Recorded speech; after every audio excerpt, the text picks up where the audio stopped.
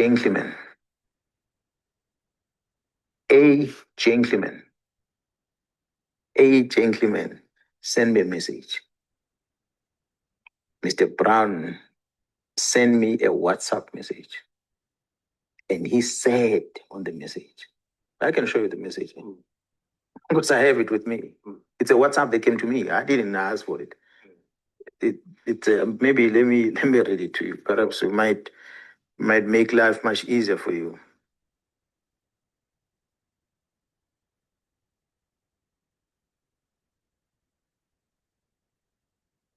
His name is Brown Mogotsi, and I'm going to take it right there. The first message came on the 30th of September 2024, and it was sent at in the afternoon at 16:14 in the afternoon. And it reads as follows: My General, Brown Mogotsi from Northwest. That's a first intro. I don't know the person, I don't have his number on my phone, nothing. An internal attempt to discredit you through defeating the end the case. Yeah, that's what he said. It's a second message that came 3 minutes later, 16:17. An internal attempt to discredit you through defeating the end case. It ended there. I did not respond until the following day when I saw the message on the 1st of October. I responded. My response was that, morning, sir, what are you talking about? What defeating case are you referring to? And who is behind it? That's a question I asked him. And that was about 7:44 in the morning, the following day, which was on the 1st of October. On the same morning, in the same minute, he responded by writing a word thanks, I assume, but without his TH and X. Thanks. And from there, same time, he sends me a KZN for factual report. A factual report which is a report that, assuming, was drafted by the commander that was on the crime scene on the eve of that attempt arrest of that prison official. And this was directed to the provincial commission, which I never received. This factual report was directed to the provincial commissioner, and this very same factual report is not signed at the bottom. Although it's got the name of the member that was in charge, but so it is a report directed to me. It should have been signed, and it's dated on the 9th of January 2024. That was a day after the incident. So which means the member who was in charge was communicating to me that as per the engagement the previous night, this is what he has done. So this was a factual report. That was never sent to you? Which I never received. Maybe it might have been processed somehow, but I never received it. And this scope one is not signed. So he sends me this. The first question is, but where will a civilian person guess this thing? I have never heard of a name, Brown Mogotsi, before in the police. So he sends me that factual report. And immediately, same time, he sends me the copy of OP entry. So someone took a photo of that OP entry, which is accompanying this report, which basically contains the same thing as 2 pages of the OP entry, containing the same thing that is on the OP. And after that, 7:51, the next message is, please handle confidentially. A meeting with the complainant will revert. That's his message. Next message, which he sends at 8:37. I'm in Lusikisiki today. Well, that's a WhatsApp message, which means I am in Lusikisiki today. And the next messages come after that. General Kumalo, DivCom, just checked your standing with him. Now introduce something else. He's still busy with the prison. Now introduce General Kumalo. General Kumalo, DivCom, just check your standing with him. Yesterday, he pushed a negative narrative about you on the CITs in KZN. Again, the same complainant spoke with him. And then from there, he attaches a screenshot of a presentation, assuming was a confidential meeting, this one, which a crime intelligence was presenting their policies. He has a copy of that first slide. Could it be that he was in that meeting, or someone who was in that meeting took that picture and sent it to him? Well, I didn't know. So this was to him to prove that I must trust him because he's making a reference to crime intelligence. Now, my response to him was that I hope you understand. No, sorry. He writes another message again. He says, I hope you understand, will revert. Confidentially is key here. That's still him. And then I gave him a lengthy response, which was sent to him on the same date at 9:25. Maybe let me read that response again I sent him. I know that matter very well, which was an alleged operation that was conducted at the premises of a high-ranking TCS officer without a search warrant. That was a state house, which is within TCS premises. Who doesn't know that at prison there are too many illegal activities taking place?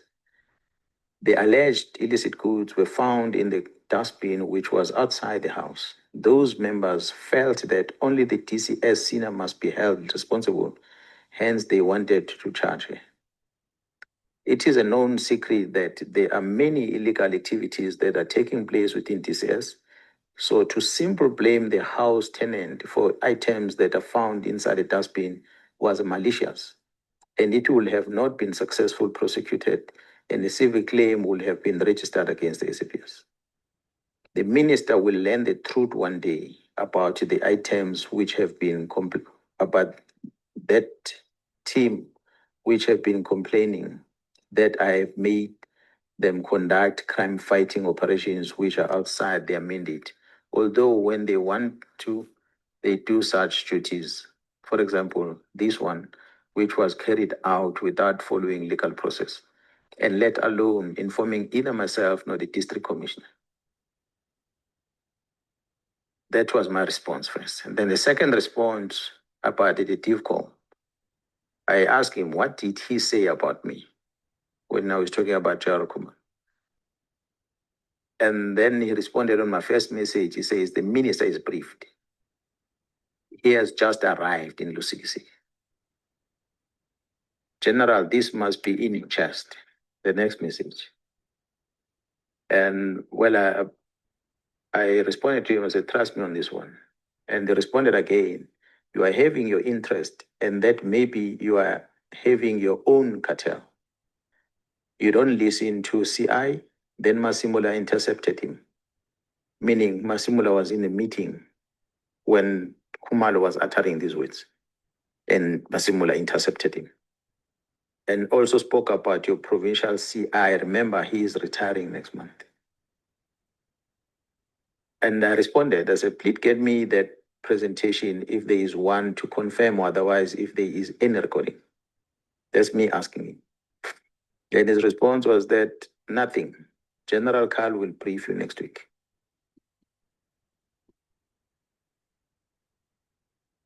Wow. Good morning, guys. I think I've taken a stance to greet you and also try to explain, because yesterday we did a recording with Suspect on Real Mastermind, and I feel that you guys are not accessible, or you're struggling to comprehend the analysis. Yes, as news for sure, we join the dot and we analyze things robustly. Now, we cannot be, that's the recording, thanks to EWN.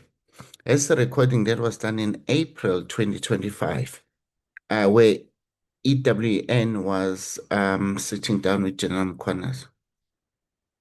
In that discussion, General Mkhwanazi started to introduce to us now, for the second time, a gentleman called Brown, Mr. Opa Brown Mkhwanazi. Now, all that you've heard there is that General Mkhwanazi is concerned that how can just a normal person, a civilian, will have such access to that information. That's one.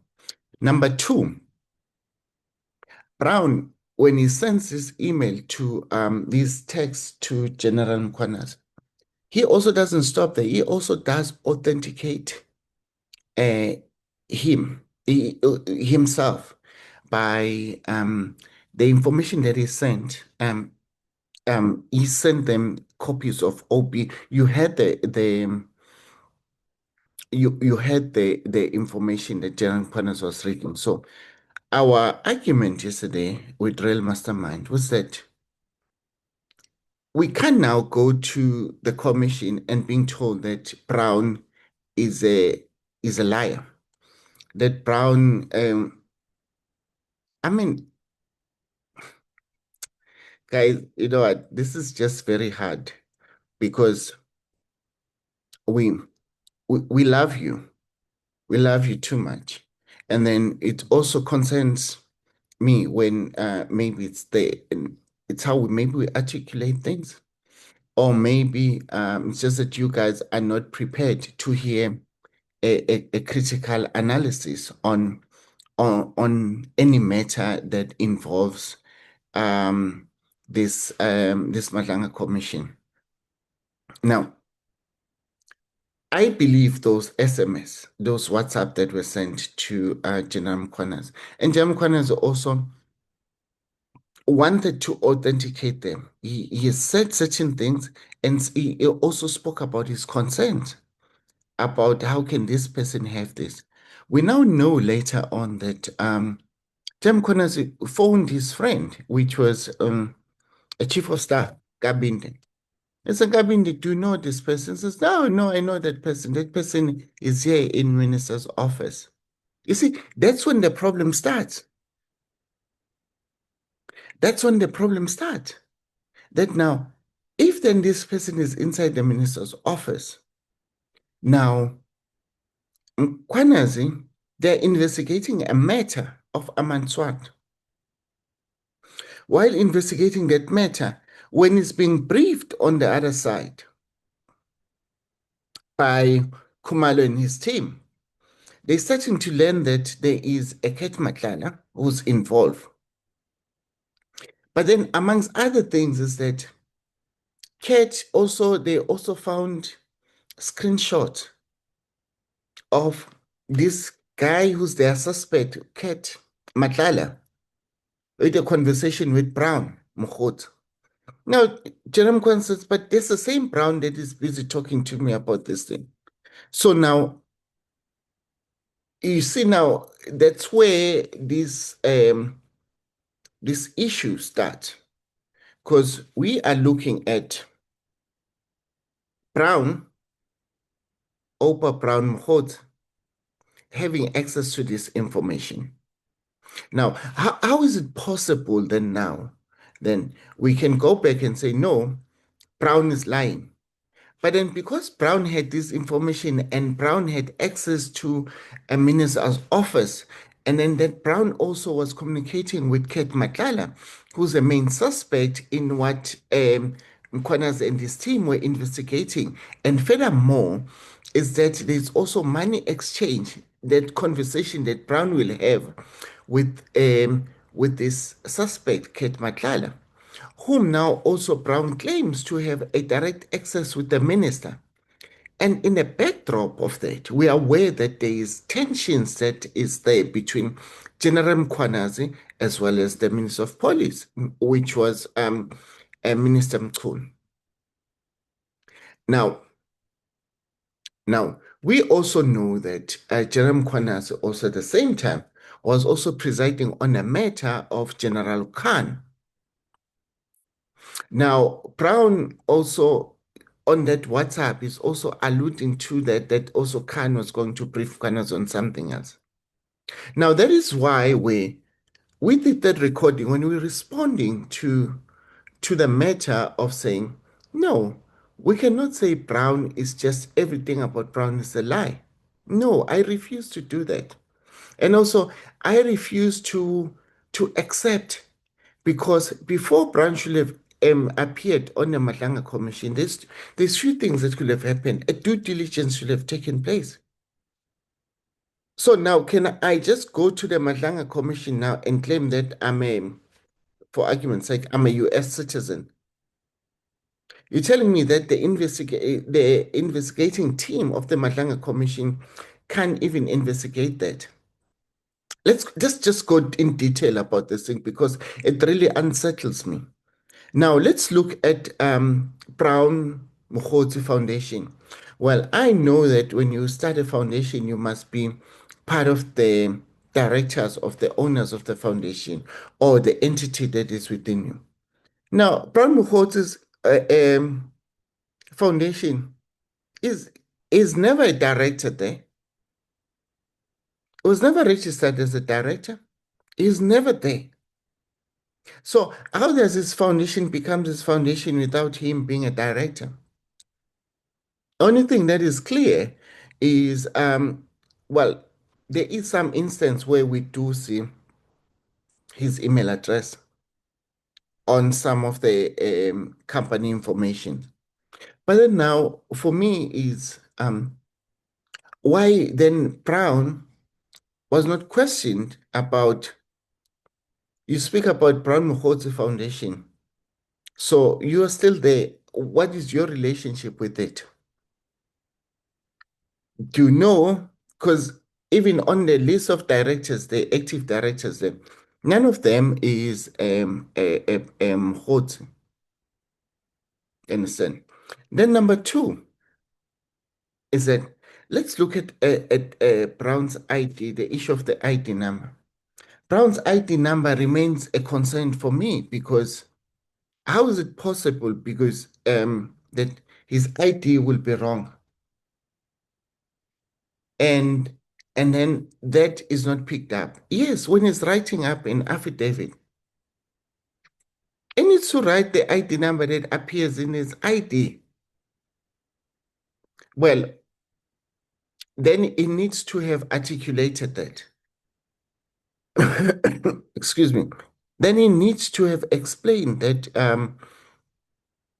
his ID, there's an issue with his ID's real age is this, so that that will be in line with all the stories that he's going to say. So in that part, I do agree with the commission on that part that, you know what, your ID number, your age, and the timeline, the sequence of events that you're doing, because I know at some point is he may have participated on something when he was 10 years old. But then also when you look at him saying that he was registered as an agent in 1999. So when you look at his age that he said he is, it means in 1999 he was 20 years. That's when he registered as an agent. I think that would have been pretty young if you've been registered as an agent at that time. So you see, there was a lot of things that within his timeline that was an issue. Now, the commission is not there to court people that they are lying. They're in a fact-finding mission. So I was of the view that whoever was taking Brown's statement or affidavit would have said, no, no, no, Brown, your affidavit doesn't make sense. I know it's your affidavit and everything, but like what ad hoc committee did on Gavin the other day, say, you know what, maybe just go back and reconsider what you're about to say here. Now, that's another thing. Also, we have a situation where Brown makes allegations. It says that he is a registered agent. Now, having an understanding of what the clip that I've played with Nhlanhla Mkhwanazi.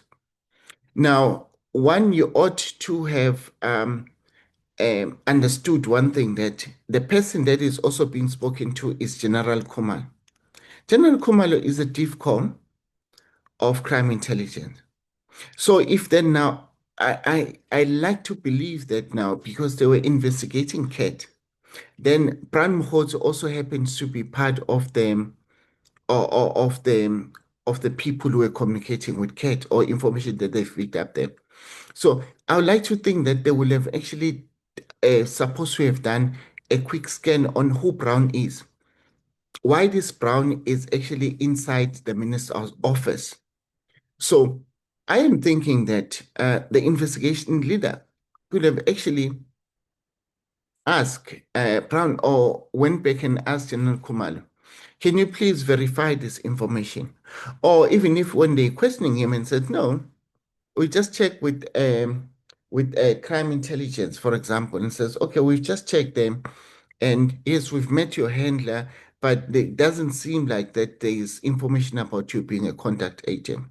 So our news for sure, people. So what we're trying to do, we're trying to analyze those information and saying that, wait a minute, something that is not making sense has taken place in the commission. And because we concerned, we must question everything. We must not just accept things and be happy that people are branding Brown as a habitual lie.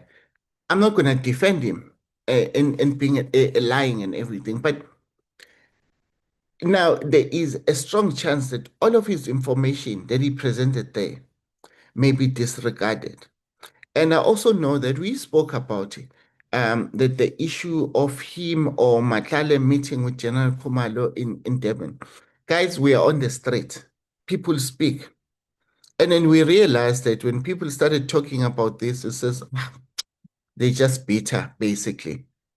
They just want to counter because General Mkhwanazi, this is what General Mkhwanazi is busy talking about. So now they want to put him on the same thing by association, that if we are speaking to Brown, that means now Brown also joined him between him and this person. So now, so that is why then it's very important that for us, when we do this analysis, we really we don't have our favorite, but we look at the data and we try to follow it. So now this issue of Brown, yes, I still hold the stance. That's why that I wanted to react on that video and say, this is what we're saying, and this is what we are always going to analyze in these matters. And then the other matters, I think this Pet, she's more than fit enough to speak for herself. So good people.